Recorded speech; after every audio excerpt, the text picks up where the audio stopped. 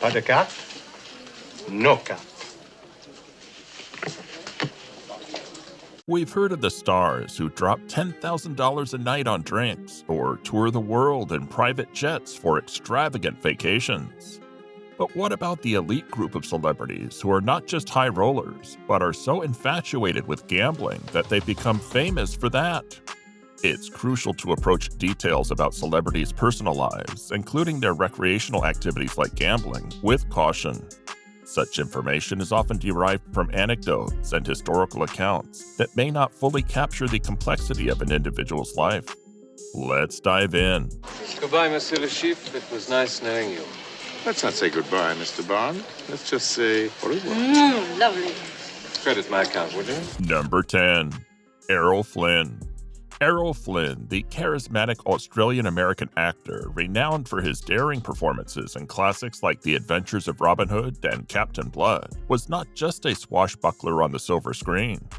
His real-life adventures took him into the thrilling world of gambling, contributing to a reputation as one of Hollywood's most notorious risk-takers. Born in 1909 in Tasmania, Flynn's life unfolded like a narrative straight out of a Hemingway novel, brimming with toxic masculinity and an unapologetic embrace of life's vices.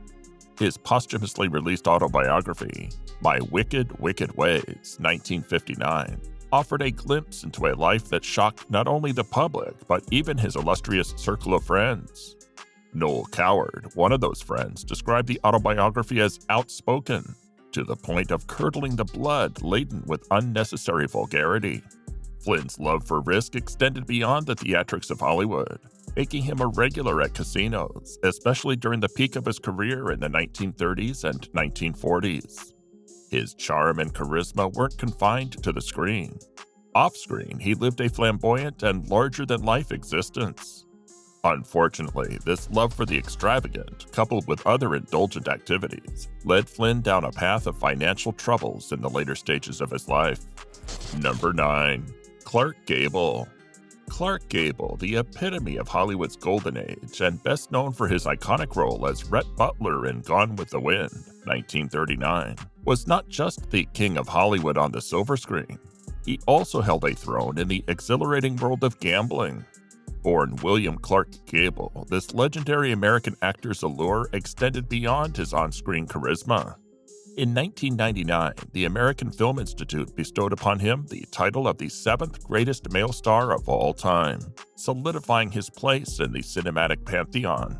Gable's role in Gone with the Wind earned him his 3rd Academy Award nomination for Best Actor, following a previous win for It Happened One Night and a nomination for Mutiny on the Bounty. Gable's illustrious career also included notable performances in films like Run Silent, Run Deep, and The Misfits, where he shared the screen with Marilyn Monroe in her final appearance. Throughout his film career, Gable's leading ladies included some of the most iconic actresses of all time. From his favorite collaborator, Joan Crawford, to frequent partners like Myrna Loy and Jean Harlow, Gable's on-screen chemistry with these stars contributed to his status as a Hollywood legend. He also shared the screen with Lana Turner and Norma Shearer in multiple productions, solidifying his place as a leading man. However, Gable's off-screen persona was not confined to the glitz and glamour of Hollywood parties. Like many of his contemporaries, he had a penchant for nightlife and the excitement of gambling. His presence in casinos became a part of his public image, contributing to the allure of a man who embodied both the sophistication of a Hollywood star and the thrill-seeking spirit of a gambler. Number 8. Frank Sinatra. Frank Sinatra, the man with the voice that could melt hearts, needs no introduction. Born in the heart of Hoboken, New Jersey in 1915, Sinatra's legacy transcends generations, and his influence on the world of music is unparalleled. From the release of his solo debut, The Voice of Frank Sinatra, in March 1946, to a total of 61 albums, including captivating live renditions of his iconic hits, Sinatra's jazz-inspired sound continues to resonate and captivate millions worldwide. Beyond the stage, Sinatra had a lifelong love affair with the dazzling lights of Las Vegas. Unfortunately, this affair came to an abrupt end on May 14, 1998, when the Croner suffered a fatal heart attack. only his death could put an end to Sinatra's romancing of the gambling mecca that he had played such a crucial role in building. With reported deep ties to the mafia, Sinatra was no stranger to the underbelly of the entertainment world. He rubbed shoulders with notorious figures like Sam Giancana and other major crime figures who financed the construction of the glittering casinos where Sinatra would later become a fixture, not just as a performer, but as a high-stakes gambler and a magnet for the most alluring women of his generation. Sinatra's relationship with Vegas was more than just a casual fling. It was a full-blown love affair. His charisma and Sicilian arrogance, unmistakable to all who encountered him, allowed him to sway casino management to extend him credit at the gaming tables. And it worked for more than a decade. Sinatra virtually owned Las Vegas. His singing not only filled the seats, but also pulled the public into the casinos, lining the pockets of his bosses with millions. Yet Sinatra's life in Vegas wasn't always a glamorous stroll down the strip. He was a habitual gambler, known to indulge in the thrill of chance at every opportunity. Occasionally, the tables turned, and Sinatra, known for his fiery temperament, would throw a tantrum when luck wasn't on his side. His passion for gambling reached such heights that in the 60s he decided to buy a casino. However, this venture took a dark turn, leading to the revocation of his gambling license 8 years later due to illegal activities within the resort. As the story goes, every romance has its rocky patches, and Sinatra's love affair with Vegas was no exception.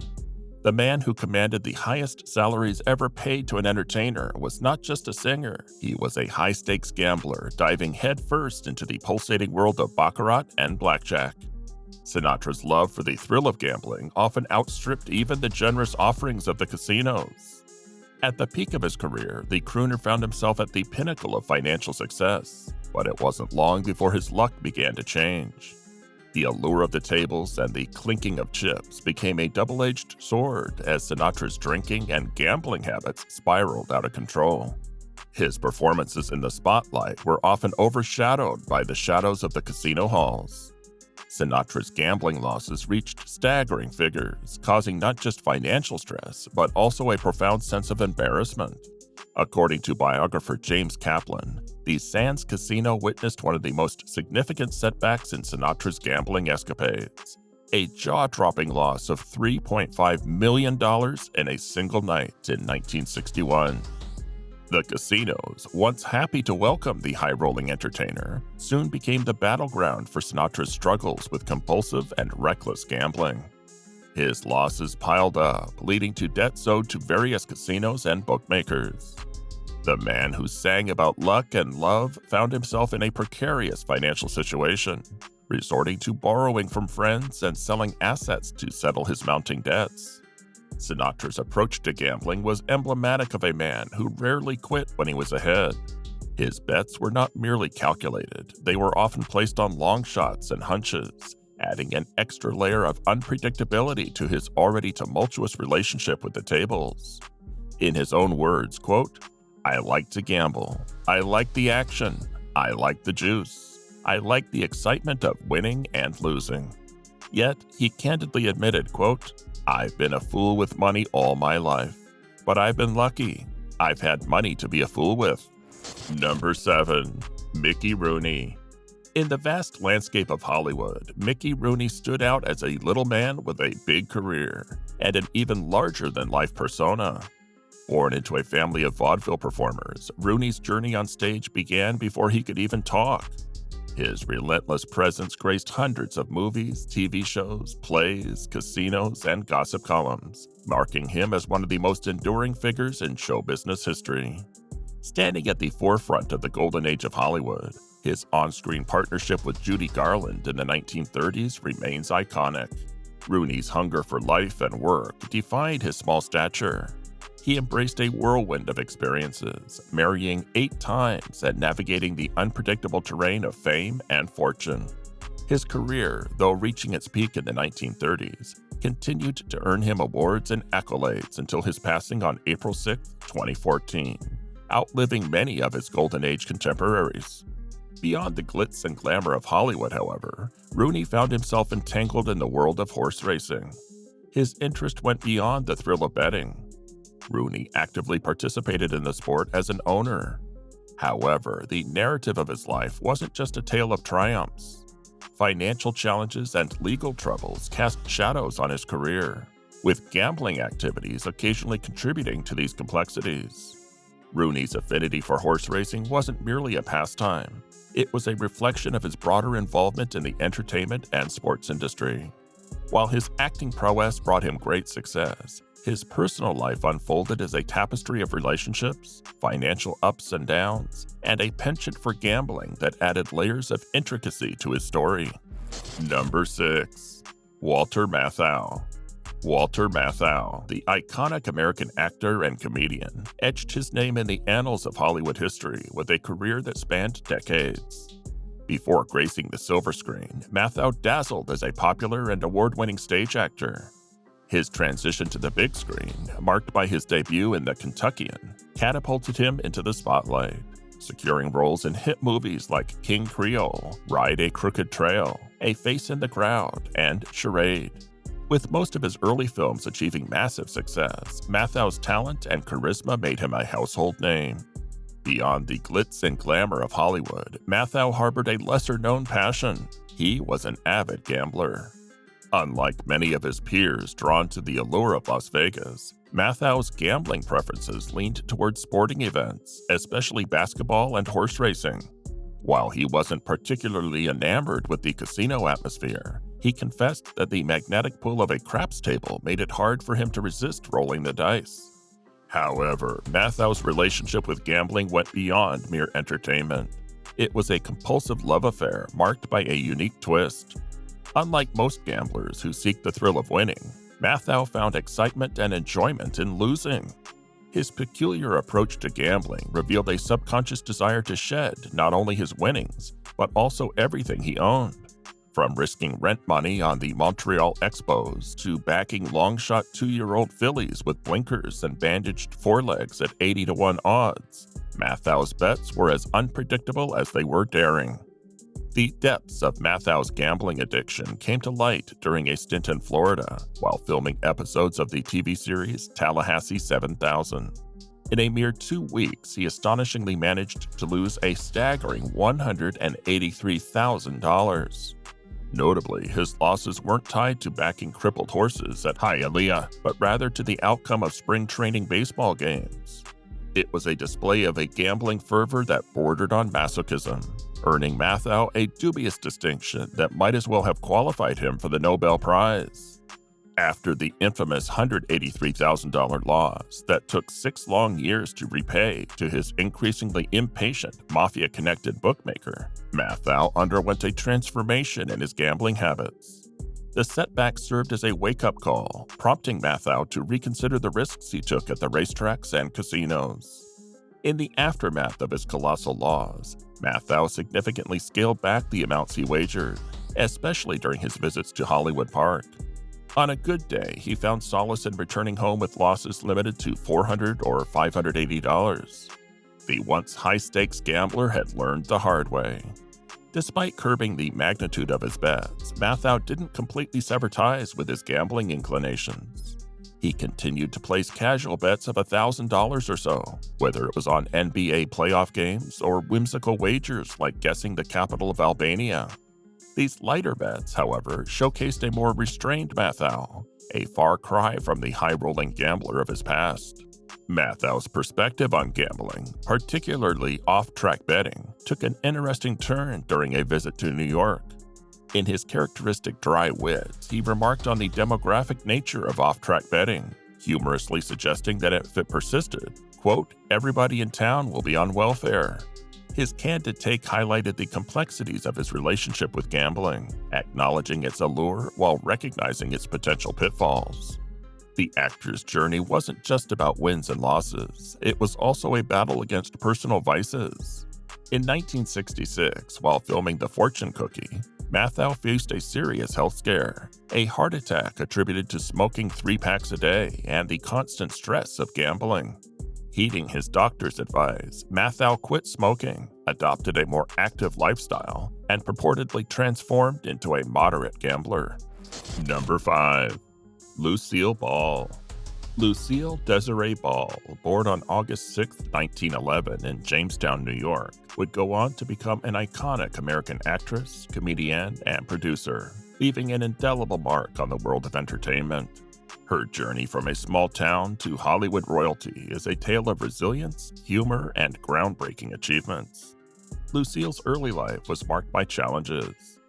The daughter of Henry Ball, a lineman for the Bell Telephone Company, she faced frequent relocations during her childhood. Tragedy struck in 1915 when her father succumbed to typhoid fever, leaving Lucille, her mother, and her newborn brother, Fred, to return to New York. Back in the bustling city, they sought refuge with her maternal grandparents. Introduced to the world of performing by her stepfather, Edward Peterson, Lucille's journey in show business began when he encouraged her to join the chorus line at a Shriners event. This early exposure set the stage for what would become a legendary career. Lucille's breakthrough came with the radio show My Favorite Husband, which paved the way for her transition to the realm of television. In 1951, she co-created and starred in I Love Lucy, a groundbreaking sitcom that would become a cultural phenomenon. The show not only showcased Lucy's comedic genius, but also introduced innovative production techniques, such as the use of multiple cameras in front of a live studio audience. At the heart of I Love Lucy was Lucy's on-screen chemistry with her real-life husband, Desi Arnaz. Their portrayal of the Ricardo couple, Lucy and Ricky, became the blueprint for future sitcom couples, and the show itself set the standard for television comedies. Lucy's impeccable timing, physical comedy, and witty humor endeared her to audiences across the world. Beyond her success on-screen, Lucy ventured into production, co-founding Desilu Productions with Arnaz. The company went on to produce other hit shows, including The Untouchables and Star Trek.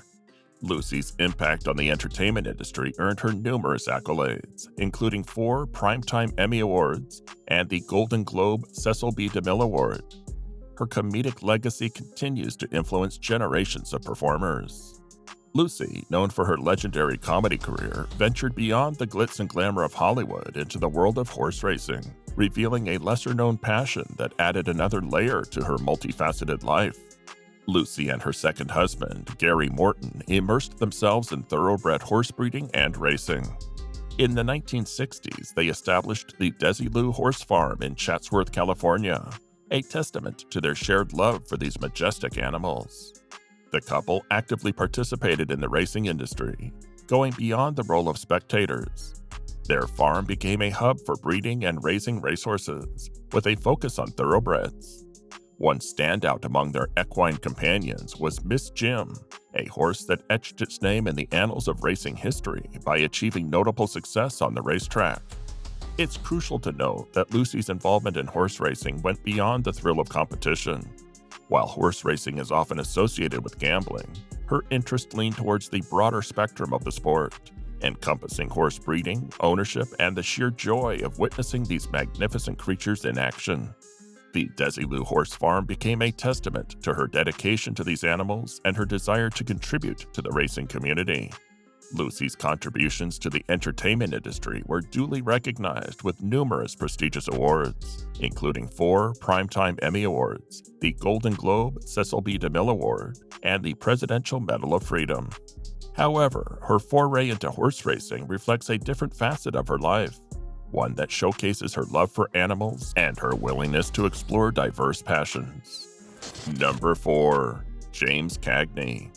James Francis Kagney Jr., otherwise known as Jimmy Kagney, a name synonymous with Hollywood charisma and unparalleled talent, left an indelible mark on the entertainment industry. Born on July 17, 1899 in New York City, Kagney's journey unfolded as a trailblazer, showcasing his multifaceted skills as an actor, dancer, and film director. Kagney's performances were a masterclass in energetic dynamism, marked by a distinctive vocal style and deadpan comic timing that set him apart in the golden era of Hollywood.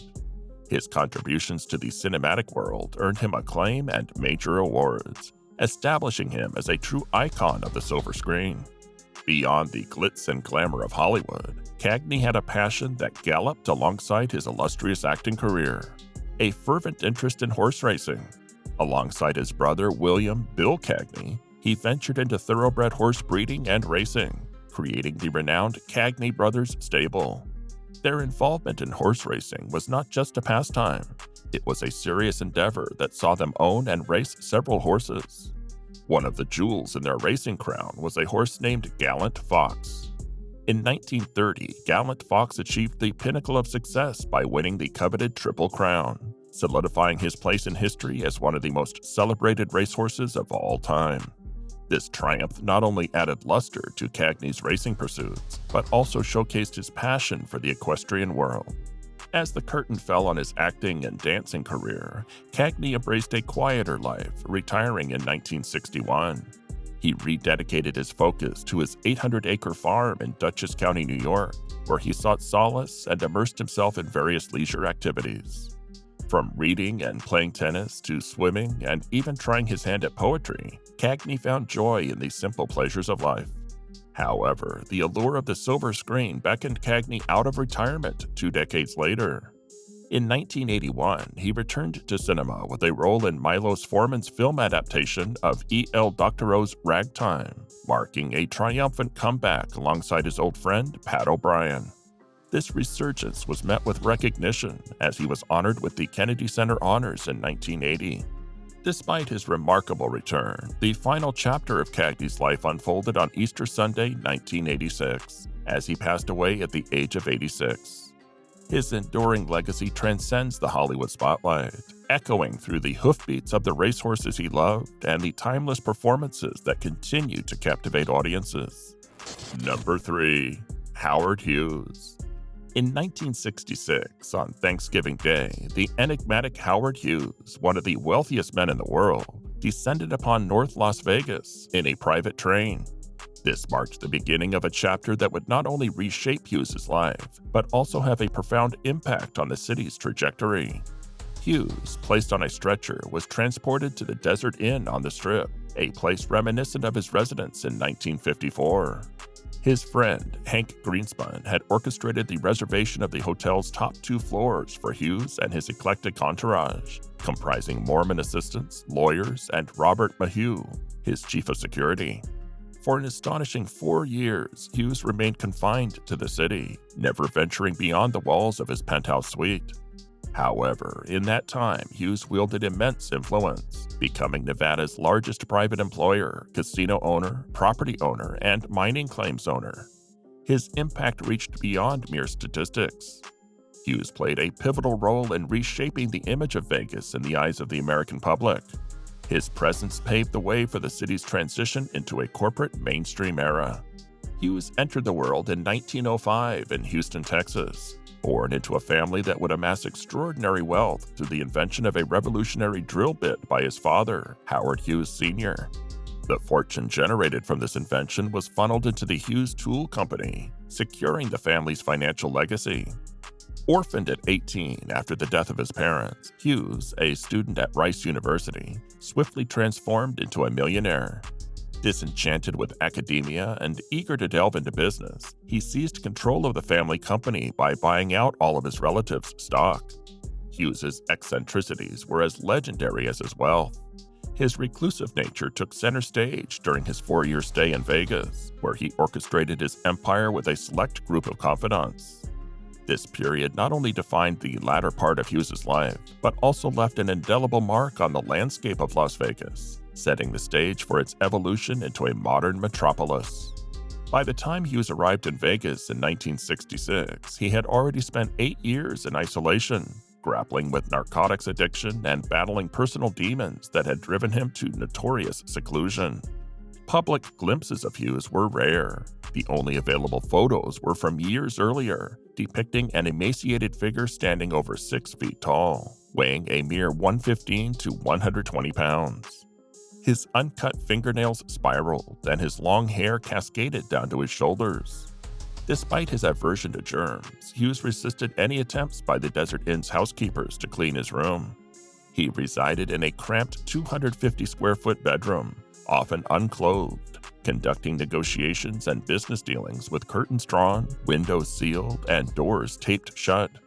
In 1967, the Desert Inn's co-owner, Mo Dalitz, confronted Hughes, urging him to vacate the premises as his entourage occupied valuable rooms.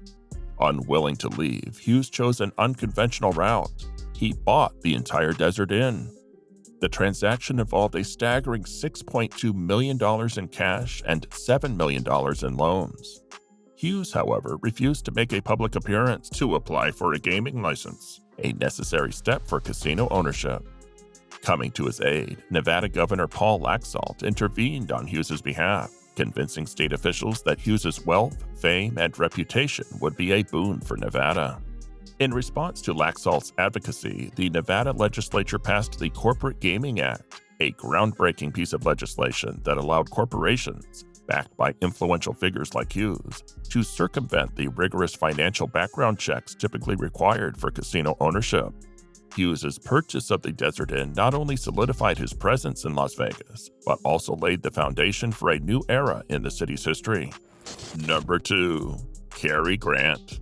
In the glittering annals of Hollywood, few names evoke the same level of glamour and sophistication as Carrie Grant. Born Archibald Alec Leach on January 18, 1904 in Bristol, England, Grant's journey to becoming an iconic British-American actor was as remarkable as the characters he portrayed on screen. At the tender age of 13, Grant made a bold move that set the stage for his future stardom. Running away from home, he joined a comedy troupe as a juggler. This daring decision took him across the U.S., where he not only mastered the art of juggling, but also discovered his passion for acting. The 1930s marked his contract with Paramount Pictures, propelling him into the realm of cinematic greatness. Grant's on-screen persona was the epitome of elegance. With an unmatched debonair charm, he became a screen icon, celebrated for his style and sophistication. However, behind the carefully crafted image lay a complex personal life that Grant navigated with resilience. Despite the challenges, he continued to grace the silver screen, leaving an indelible mark on the film industry. Beyond the glitz of Hollywood, Grant harbored a profound interest in horse racing. The actor, known for his timeless performances, was also a devoted fan of the sport.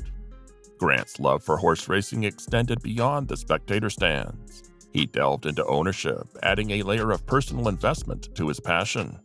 While he may not have been deeply involved in the intricate world of horse breeding or training, Carrie Grant's ownership of racehorses showcased a genuine enthusiasm for the racing scene. Attending race meetings and immersing himself in the excitement of the races, Grant's connection with the sport mirrored the same dedication he brought to his acting career. After stepping away from the limelight, Carrie Grant remained a public figure, taking on a role as director of the Fabergé Company. Serving as the brand ambassador for the fragrance firm, he traveled extensively, promoting its products and maintaining a connection with the public. Grant's contributions to the film industry were duly recognized in his later years. In 1970, he received an honorary Oscar for his, quote, unique mastery of the art of screen acting.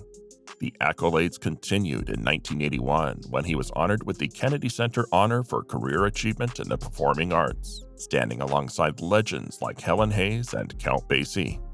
Tragically, Grant's life ended on November 29, 1986.